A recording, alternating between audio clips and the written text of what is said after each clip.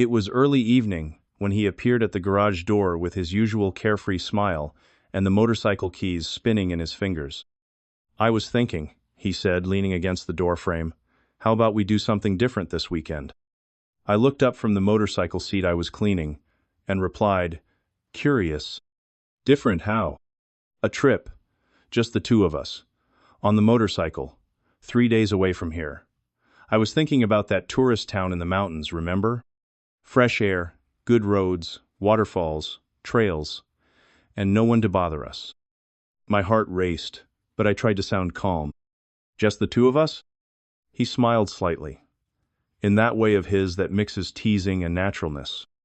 "Yeah, just the two of us." We stared at each other for a moment. The silence between us spoke louder than anything else.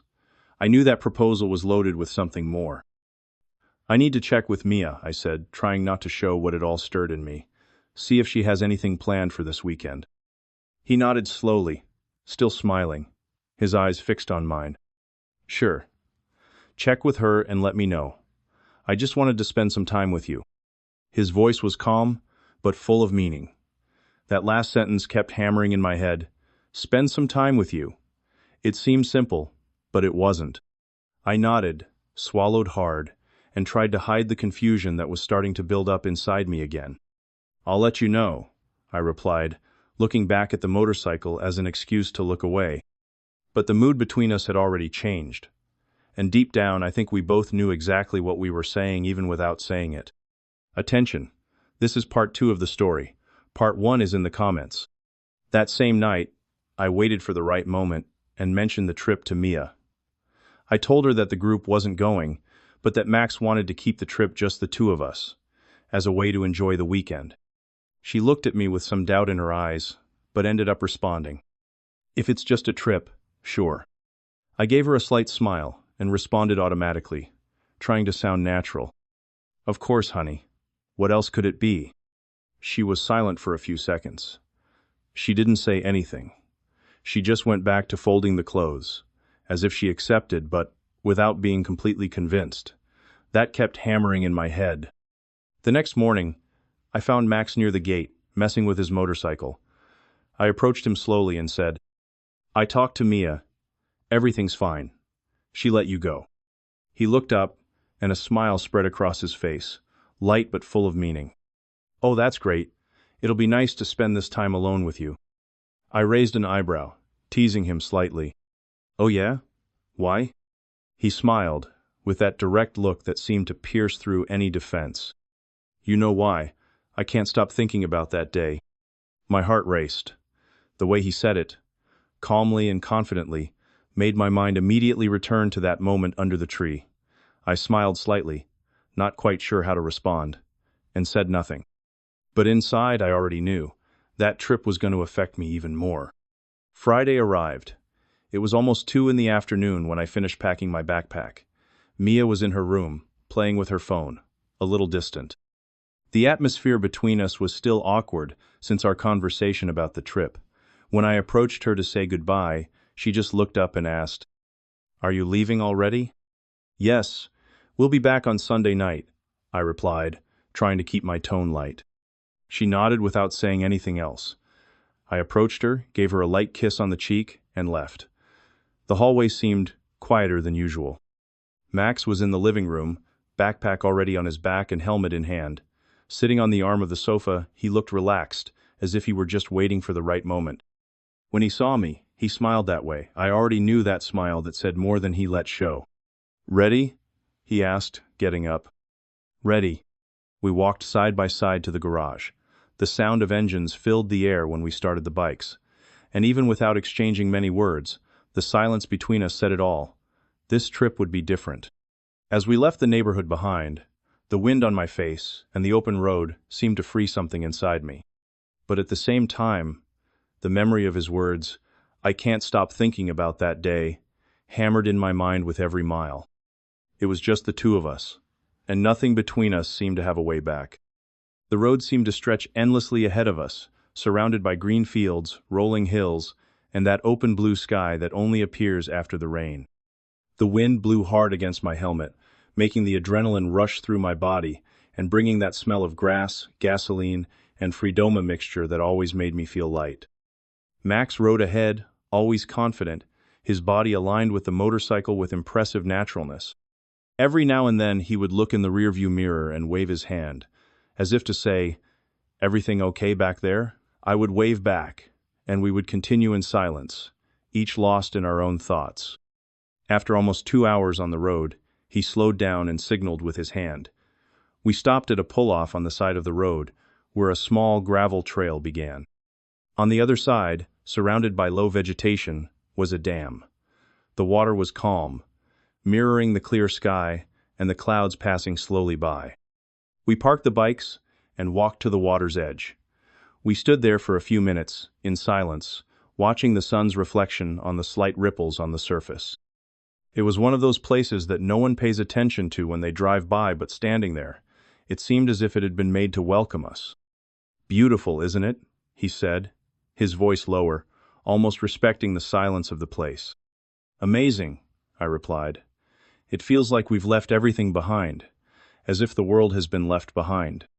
He nodded with a discreet smile, breathing deeply, as if storing that moment in his memory. Soon after we continued our journey, we took a narrower road, surrounded by trees on both sides. The sunlight filtered through the leaves, creating golden patches on the asphalt. In some places the air was cooler, and the sound of birds mingled with the roar of the engines, creating a unique soundtrack. In the late afternoon, we saw the sign for the first town. It was a small place with colorful houses and cobblestone streets. The central square had an old fountain, some leafy trees, and wooden benches occupied by men chatting. Stopping in front of a bakery, Max took off his helmet and looked at me with a half smile. "How about we stop for a bit, stretch our legs?" "Let's go," I replied, already getting off the motorcycle. We sat outside. The sun was already beginning to set, painting the sky orange.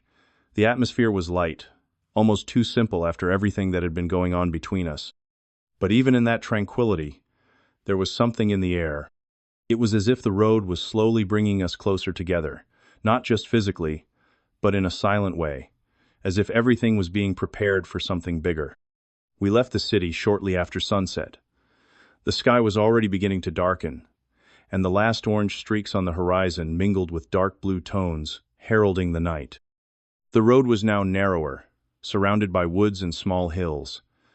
The headlights of the motorcycles lit the way ahead as the sound of the engines cut through the silence of nature. We rode for another 40 minutes until Max signaled with his hand and turned onto a small dirt road. We climbed a small hill surrounded by trees until among the vegetation the inn appeared. A wooden house with a large porch surrounded by tall trees and a dimly lit garden. Outside, a single light hanging from the porch swayed gently in the wind. Standing in front of it, we took off our helmets in silence. I looked around. The place seemed far away from the world, isolated enough that no one would disturb us there. "Pretty, huh?" he commented, looking at the house. "Very peaceful, just the way I wanted it."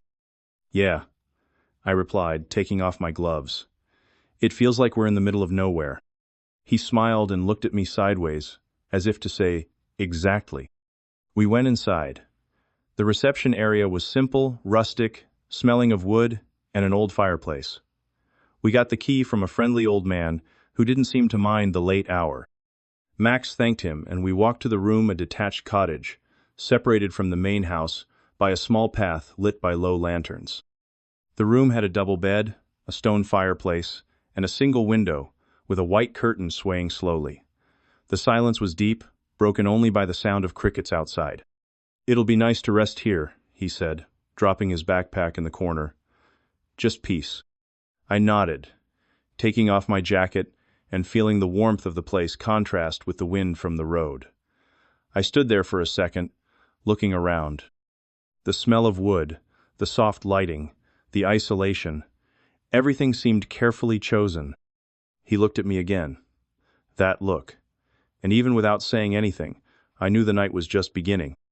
After we finished arranging our things in the room, Max went to the back door and opened it slowly. A cool breeze came in, mixed with the smell of the damp forest. "Come see this," he said without turning his face. I went over to him, curious, On the other side, the balcony offered a breathtaking view. The forest stretched as far as the eye could see, dark, dense, alive. The moon bathed everything in a soft, almost magical glow. The sounds of nature filled the air, crickets, leaves rustling, some distant night bird. It was beautiful. As I admired the landscape, I felt him approach from behind. His arms wrapped firmly around my body, and soon after, I felt his lips touch my neck slowly, sending a shiver down my spine. "I missed you," he whispered, his voice hoarse and low, almost in my ear. My body reacted immediately, as if those words were a trigger I had been holding back for days. I turned to face him, without saying a word. I leaned my back against the wooden wall of the cabin, looked straight into his eyes, and pulled his body against mine. Our faces were so close that we could feel each other's breath. And then, finally, we kissed. It was intense from the very first second. His hands held my waist tightly, holding me there, as if he never wanted to let go. My body responded with equal urgency. There was no more room for doubt, no room to back down. The jungle in the background seemed distant. The whole world seemed far away. At that moment, there were only the two of us, there on the porch of that hidden cabin, as if everything had led us right there. After a while of kissing, still pressed against each other, the intensity gave way to a calmer silence. Gradually, we moved apart gently, as if neither of us wanted to break the spell of that moment. We looked back at the landscape. The forest was still there, immense, silent, alive. The moon reflected in some spots between the trees, and the light wind made the leaves sway slowly. "This is really beautiful," I murmured, breaking the silence, my eyes still lost in that immensity. Max looked at me sideways, with a discreet smile on his face, and said, "Yes, very beautiful, just like you." I felt my face flush instantly. I smiled awkwardly and said, "You're making me embarrassed." He didn't laugh. He just kept his gaze fixed on mine and said sincerely, "I mean it." I was silent, but inside, my heart was pounding. It wasn't just the compliment. It was the way he said it, the tone, the look, everything. There, in the middle of nowhere, with the forest as our witness, what was between us began to be more than just tension. Something else was emerging, something deeper, harder to ignore. After that silence filled with feelings, we went back inside the cabin. The wood creaked under our feet, and the soft warmth of the fireplace made the room even cozier. "I'm going to take a shower," I said, grabbing a towel. He nodded with a slight smile, but said nothing.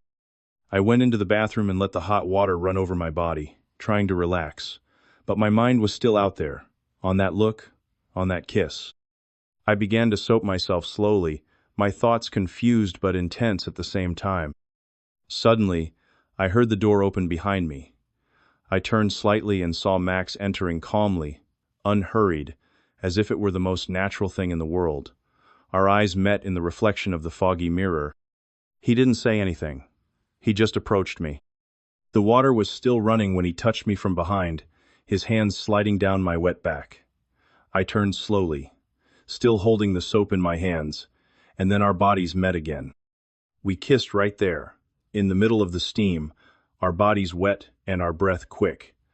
The kiss was intense, deep, as if all the tension that had built up was finally melting away. We made love under the shower, calmly but with desire. Every touch was loaded with intention, care, and desire. He held my body firmly, guiding me with a balance of strength and gentleness. It was unlike anything else. It wasn't just physical. There was surrender, there was feeling. The sound of the water mingled with our sighs, and for a few moments, it seemed as if the world outside had ceased to exist. Just the two of us, in that small space, where everything finally made sense. Then we got out of the shower slowly, still in silence, as if words weren't necessary at that moment. We dried ourselves off, got dressed, and sat on the edge of the bed for a few minutes, just breathing, letting our bodies and minds return to their normal rhythm. Max grabbed his phone, looked at the available options, and placed a quick order. It was late, but luckily, a diner in town still delivered there. "Food's on the way," he said, throwing himself on the couch with that carefree attitude. We deserve it. I sat down next to him, my hair still damp, and leaned my head against the backrest, feeling the warmth of the fireplace fill the room. The cottage was silent, with only the low crackling of the wood burning and the distant sound of crickets outside. When the food arrived, we ate right there in the living room, with the lights dimmed and the conversation flowing. No tension, no demands. It was just a lighthearted moment, as if we were far away from everything, and, in fact, we were. After dinner, we stayed there, sharing the sofa and the comfortable silence that only exists between two people who know what they are feeling, even without having to say it. Max put his arm around my shoulders and pulled me slowly closer. I lay there, relaxed, feeling his chest rise and fall slowly and steadily. We stayed like that for a long time. No rush, no plans, just enjoying each other. There, in that cabin away from the world, everything seemed simpler, more real. After dinner, we gathered the packaging, closed the balcony door, and turned off the lights in the living room. The warmth from the fireplace still spread throughout the room, leaving everything with that cozy feel of a hidden refuge. We went to the bedroom in silence, without rushing. Max turned off the lamp, and only the soft glow of the flames illuminated the wooden walls. We lay down on the bed side by side, our bodies still relaxed from the bath and the night we had experienced. He approached me slowly, hugging me from behind, and I let him. I felt his breath on my neck, the warm palm of his hand resting on my waist, firm, present. I closed my eyes with a slight smile on my face. The last thing I felt before falling asleep was the light touch of his lips on my shoulder, like a silent promise that this wasn't just a moment. I woke up with a pleasant sensation in my body, the kind that makes you want to keep your eyes closed a little longer. The room was still somewhat dark, with the morning light coming in softly through the curtains. I felt Max's body pressed against mine again, and this time there was something different. He moved slowly behind me, his hips pressing against mine with a subtle rhythm, full of intention. His movements were slow, almost as if he were dancing with me there, still half asleep. His breath was warm on the back of my neck, and every brush against me made my body respond effortlessly. His hand slid down my waist calmly, firmly, and with restrained desire. I shivered all over. I closed my eyes and let it happen, feeling that mixture of comfort and excitement growing slowly inside me. "Good morning," he murmured, his voice hoarse and low. "Good morning," I replied in a whisper, smiling slightly, already breathless. It didn't take long. What started as a slow, teasing touch turned into complete surrender. We ended up making love right there, in that hot, intimate, silent way that only people who understand each other through their bodies can. It was intense, but unhurried. There was tenderness, there was desire, and there was truth there. Afterwards, still embracing, we lay there for a few minutes in silence, just feeling each other's presence. Then we got up, went to the bathroom, and showered together. The hot water ran down our bodies as we exchanged glances, soft touches, and calm kisses, like people prolonging something they don't want to end. We got dressed without rushing and left the cabin. The day was clear, with a clean sky and fresh air. We walked side by side along the short trail to the main house of the inn, where breakfast was already being served. We sat at a table away from the others, overlooking the forest. Everything there seemed quiet and calm, but between us, there was something alive, present, that needed no words. We drank our coffee slowly, exchanging smiles and glances.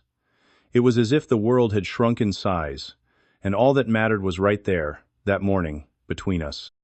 After breakfast, we decided to take a tour of the city. The inn was just a few minutes from downtown, so we took the motorcycles, enjoying the cool morning breeze and the smell of wet earth that still lingered in the air after the night's dew. The town was small, with cobblestone streets and colorful facades, flowers in the windows, local shops, a calm rhythm that seemed to invite you to slow down. We parked the motorcycles near the main square and started walking aimlessly, just enjoying ourselves. We stopped at a craft fair, looked at some wooden pieces, and he even tried on a ridiculous hat just to make me laugh.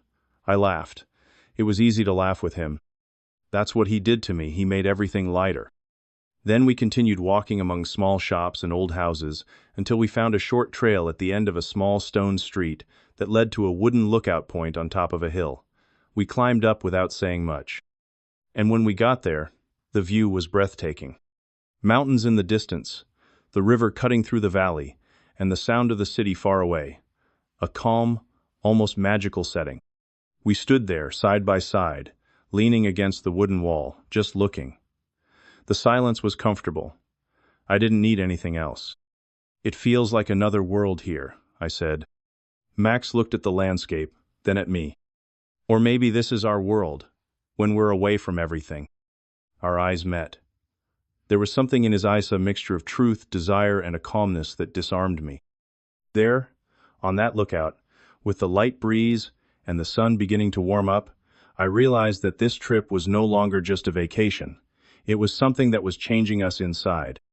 We returned to the cottage in the middle of the afternoon, after touring the city, wandering aimlessly, and laughing like two teenagers who had forgotten about life outside. The sun was beginning to set, casting orange hues across the road, while the sound of motorcycles mingled with the warm late-afternoon breeze. As soon as we arrived, we parked and entered slowly, as if the silence of the place demanded respect. The fireplace was out, but the room still retained the discreet, welcoming warmth of the previous night. I took off my jacket and threw it on the back of the chair. Max took off his boots and went straight to the window, opening it wide. The breeze came in softly, bringing the smell of trees and the sound of birds settling down. "This place has a peace that moves us, doesn't it?" I commented, sitting on the edge of the bed. "Yes, it does," he replied, turning to me with that calm look. "And with you here, everything seems even more right." I smiled, lowering my gaze. I didn't know what to say. It was hard to describe what was growing between us. It wasn't just desire, it wasn't just curiosity. There was something more, silent and deep, that made everything seem more right. He came over to me slowly and sat down beside me. We stayed there for a while, shoulder to shoulder, without saying anything. Sometimes, just being close was enough. "Are you hungry?" he asked, running his hand lightly over the back of my neck. "Not yet. I think I'm full, but full of good things." He smiled and rested his head on mine. We stayed there, hugging, listening to the forest in the distance, and feeling the afternoon turn into night. Time seemed to pass differently there, and the desire to prolong everything, to not let it end, grew along with the silence between us. We were on the couch in front of the TV, not paying much attention to what was on. The fireplace was still out, but the room was already warm from the atmosphere between us. I was leaning against him, and every now and then our legs touched. Everything seemed quiet and comfortable, as if time had slowed down inside the cabin. Then we heard a soft knock on the door. Max got up to answer it. An employee from the inn handed him a tray with a bottle of champagne in an ice bucket, 2 glasses, and a folded note. "What's that?" I asked, settling myself on the sofa while he closed the door. Max read the note aloud, a curious smile on his face. "Thank you for choosing our inn for this special moment. May these days bring you even more connection, affection, and good memories together. With appreciation, Mr. Collins, manager." To Nico and Max. He looked at me over the paper with that mischievous smile and raised an eyebrow. "Mr. Collins thinks we're a couple." I couldn't hold back my laughter. "Well, we do look like one," I replied, a little embarrassed. Max took the corkscrew from the tray and began to open the bottle calmly. "And who says we're not?" I remained silent, just watching him open the champagne. When the cork popped with a soft pop, he poured 2 glasses and returned to the sofa. He handed me one, and, without looking away, toasted. "To our moment." "To our moment," I repeated, touching my glass to his. The toast was silent, but filled with everything we hadn't said yet. The cold champagne contrasted with the heat growing between us. The gesture at the inn could have been just a mistake or not. But there, on the couch, with the TV ignored, and him by my side, it didn't seem wrong. It seemed, in fact, inevitable. Sunday came too quickly. The sky was cloudy, as if it also felt it was time to go back. We packed our things in silence, but it was a different silence, not laden with doubt, but with everything we had experienced there. The room still smelled of the fireplace, Of us. Of the intimacy that had formed that weekend. We closed our backpacks, returned the key to the front desk, and thanked the employee on duty with a discreet smile.